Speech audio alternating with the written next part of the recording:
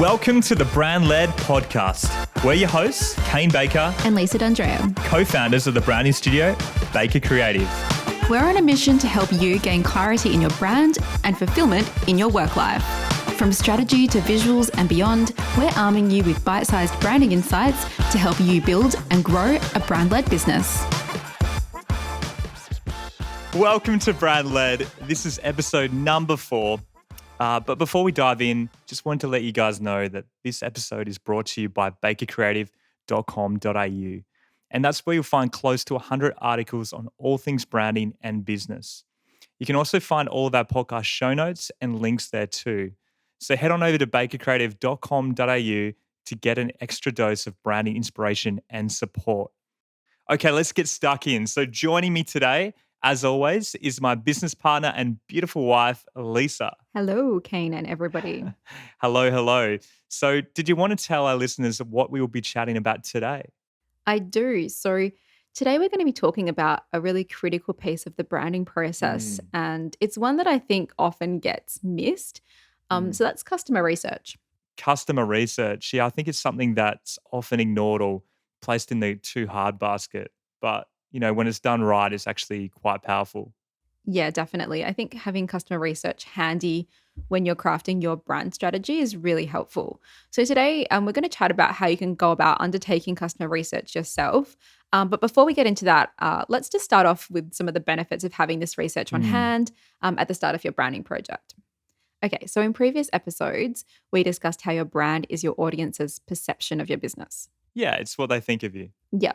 So if our goal is to influence people's perceptions of us, then the whole branding project really hinges on knowing and understanding the people that we're trying to connect with really well. So that's where most branding projects kind of get off to the wrong start. The branding team relies on their client having a really deep understanding of the target audience, and often they don't. Yeah, I would argue that business owners or the team should have a pretty good understanding of the people they work with already, though.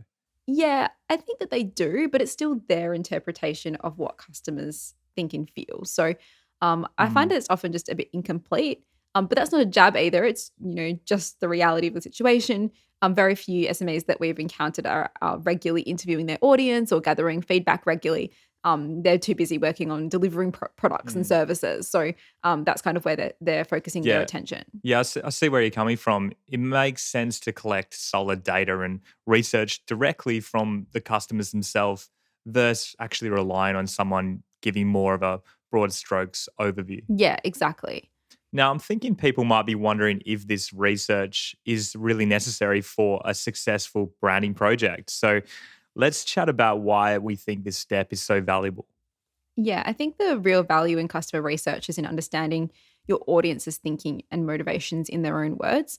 So the first thing, the really valuable thing about doing customer research is that it can help you understand what people currently think of your brand. Yeah, I think it's always good to have a baseline so you can measure the impact of your rebrand once you're done. Yeah. And I guess to add to that, it's probably also helpful to understand what people currently like and associate with your brand before you go and start changing everything willy-nilly. Yeah. And they may already, love your colors that you're using, the tone of your copywriting, that sort of thing. So are there any other reasons that you can think of? Yeah. So doing customer research can also reveal, different avenues for you to differentiate yourself from other offers. So when you're trying to position yourself in your audience's mind, you want to be associated with a specific problem to be solved. And this research can help you figure out what's important to focus on.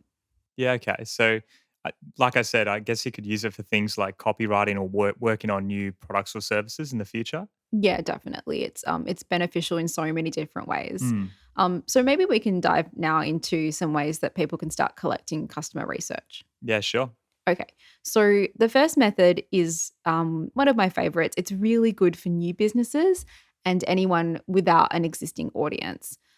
So it's also really good for anyone with a business where similar products and services already exist on the market. So you're in quite a competitive industry.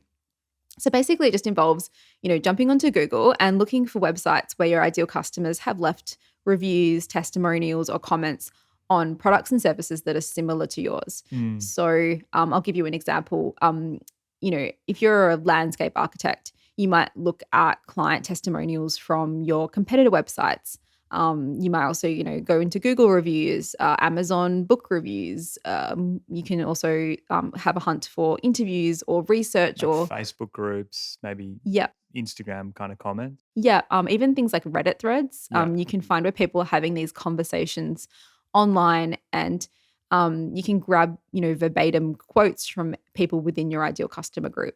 Yeah, okay. So, yeah, that doesn't really sound too hard. What exactly should you be looking for? Yeah. So when I'm doing this kind of research, I'm always looking to capture quotes about what the person liked and what they didn't like about the product and service. So it doesn't have to all be, rosy and glowing. It's actually really helpful to find the things that they didn't like about the Those product and negative service. comments, yeah. Yeah. Go to the 1-star reviews as well as the 5-star.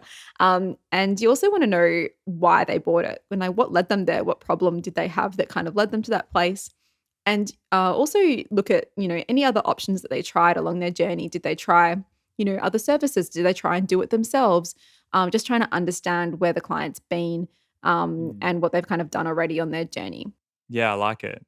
Um, and you don't really need to create anything for that method. It's totally free. Yeah, exactly. It just requires, internet connection and some smart Googling, really. Yeah, I guess the downside is that there's not really a way to capture customers' impressions of your own brand, just others. Yeah, exactly. So I suppose that is the downside of that. But the other three methods that I wanted to share are all focused on gathering data from your own audience. Okay. Um, so the next level is really gathering customer reviews and testimonials after someone's bought from you. And that's really as simple as asking someone to leave their feedback, just Okay. sending them an email, really. Would you give someone an incentive to do that? Because I know from my own experience when browsing online, often e-commerce stores give a $10 or $20 coupon off something. I don't know, maybe that's just for products and not so much premium services. Yeah, so that's a really good incentive for a product, maybe something that's low priced. But for service providers, I wouldn't offer a discount, especially if you're charging premium Mm, prices. But you could offer some sort of incentive with some extra value if people aren't very forthcoming. okay. So method number 3, what's next? Number three is surveys. So you can use these to evaluate consumer preferences and sentiment really at any stage in the customer journey, from, them just discovering their problem Yeah. to them, repeat purchasing from you and being a loyal customer or client. Mm.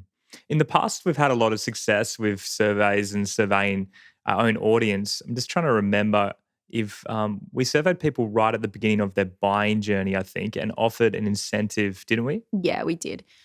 Typically because, surveys are, 5, 10, 15, questions or Mm. more long, they do take a small time commitment to fill in. So people are maybe a bit more hesitant to fill them in without something in return. Yeah, I've seen a lot of people give away Amazon gift cards and discounts.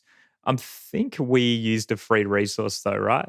So, yeah, just to quickly explain this, we had a free resource available on our website that we were promoting in exchange for someone's name and email. So, Mm. once someone had given us their details, we then redirected them to another website page asking if Mm. they'd like another free resource in exchange for their feedback. Yeah, the double whammy worked an absolute treat. I think we had something like 200 to 300 responses in total. Yeah. And that research that we did was invaluable to so many facets of our business. So, the Yeah. great thing about surveys is that they're really quite easy to create now. And some of the form builders, are free or really quite inexpensive to use. Yeah, there's so many good options out there now, like SurveyMonkey and Typeform and a bunch of others. But let's quickly move on and talk about the final method you can use to collect customer research. Yeah. So, the last one is customer interviews. And obviously, these are a bit more time intensive for both you and the interviewee. Mm. But they do allow you to dive deeper with people because you can then ask, follow up questions. You could even use similar questions to what you asked in your survey, but instead of them filling in the answers, they just kind of tell you over the phone or in a Zoom call. Mm. I would definitely recommend asking them if it's okay to record the call. That way, you're not going to miss anything and it's going to be much less stressful. Yeah, definitely. And then you can be more present in the conversation as well. I would just recommend being upfront with what you're doing. Don't record anyone without letting them know. And Yeah. again, you can offer some exchange of, time or value for their time. So you might offer, a complimentary consulting session, or you Mm. could offer a discount or something like that, depending on your product or service that you offer. Yeah. So all of those methods seem pretty straightforward to me. But I guess shouldn't it be your branding's team responsibility to do the research for you? Um, Maybe they might. We know that we include, market research from existing sources within our strategy workshops, but not all studios and designers are going to do this for you. So, the other thing is that it can take some time to gather Yeah, a good body of you data can. to inform your brand strategy. So, I suppose the advice is to start gathering data before you need it. Yeah, sooner the better, really. Yeah, and you can make this easier on yourself by automating it as much as possible so you don't really have to think about it too much. Mm. Yeah, I've often forgotten that our survey was actually still live. So just set and collect and let the robots do their job. Yeah, exactly. And then when the time does come to, evaluate your branding, or you need to write some copy, or you're planning social media content, you can draw from this great pool of real customer responses and really hone in on Yeah. what your customers really want. Yeah, it's so helpful. It really just takes the guesswork out of it.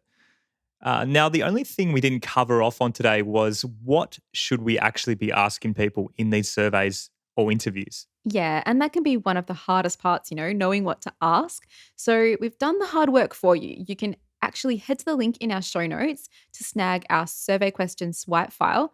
And that's going to include a list of questions that you can use and customize for your own surveys and interviews. And if you grab that, you're going to be invited to participate in one of our own surveys. So please do us a favor, fill it out, and in return, we'll be sending you a resource on how to create your own powerful testimonials. Okay, Kane. So before we wrap up, do you have any takeaways from today's episode? Yeah, I guess the main one would be that if you're going to invest in your branding, don't just base it on guesswork. Do your research first. It's really not as hard as you may think. Yeah, definitely. I think as well, putting in that small amount of effort will really give you an edge on all your Mm. competitors, because most people really can't be bothered doing any of this stuff, and they don't really check in with what their customers really want. So I Mm. think if you can take those small steps to do so and even automate it to make it easier on yourself, you'll be 10 steps ahead of Yeah, them. yeah. Okay, so thank you so much to everyone for listening today and choosing to spend your time with us. That's it for today's episode. You can follow the link in the description to get all the links from today's episode, including that really great free resource that we Yeah. mentioned earlier. And if you enjoyed today's episode, hit the subscribe button so you can get notified when new episodes are released. We'll catch you next time.